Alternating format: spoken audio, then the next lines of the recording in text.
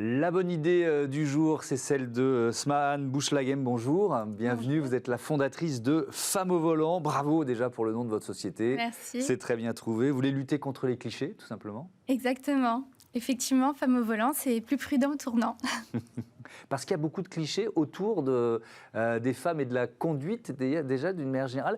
Vous les avez, testés vous-même, parce que vous avez exercé le métier de taxi, c'est ça? Exactement. Ouais. J'ai débuté en 2015, où j'ai conduit effectivement des personnes. Et ils étaient étonnés de voir une femme au volant venir les récupérer. Et c'est pourquoi ça a été pour moi évident de pouvoir nommer donc cette application Femme au volant pour du coup contourner la fameuse phrase qu'on dit souvent, que je retourne en disant Femme au volant, c'est plus prudent au tournant. C'est plus prudent.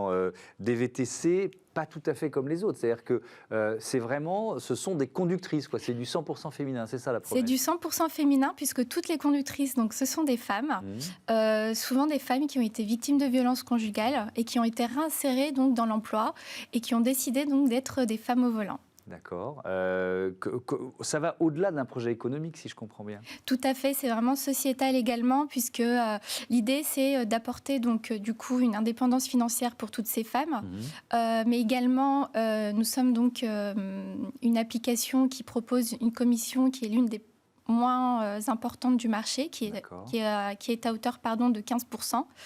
Et l'offre aussi permet d'offrir un prix juste aux clients, donc autant pour le service proposé, mais également pour apporter un revenu décent à toutes ces conductrices.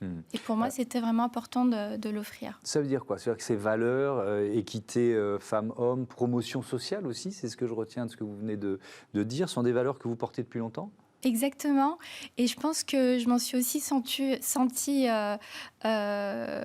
concernée par ma vie personnelle, puisque du coup, je me suis aussi retrouvée dans des situations financières difficiles. J'ai dû aussi faire face à des violences conjugales. Et pour moi, c'était évident de pouvoir apporter en fait une valeur ajoutée aux femmes, à toutes ces femmes qui souhaitent du coup avoir un travail, avoir une indépendance. Et surtout, c'est que la voiture, pour moi, ça a été un refuge pendant ces périodes-là difficiles.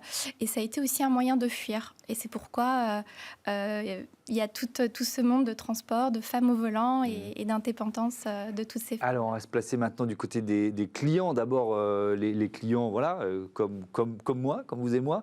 Est-ce qu'il y a beaucoup de femmes, là je me place du côté des clientes, qui hésitent à prendre un taxi ou un VTC la nuit?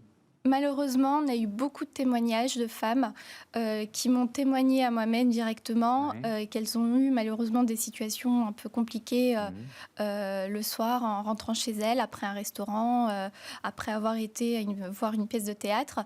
Et c'est pourquoi elles font appel à Femmes au volant pour se sentir plus en sécurité, plus rassurées, pour rentrer tranquillement chez elles.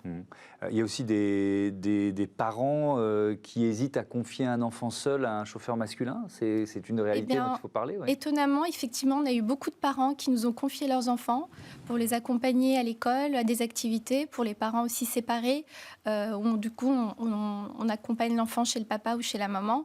Et c'est vrai que peut-être qu'il y a aussi cet instinct maternel qui fait que du coup on a plus tendance à faire confiance à ces conductrices pour du coup les transporter, mais les accompagner aussi, puisqu'on ne les laisse pas sur le trottoir, on les accompagne jusqu'à l'appartement, jusqu'à la structure, etc.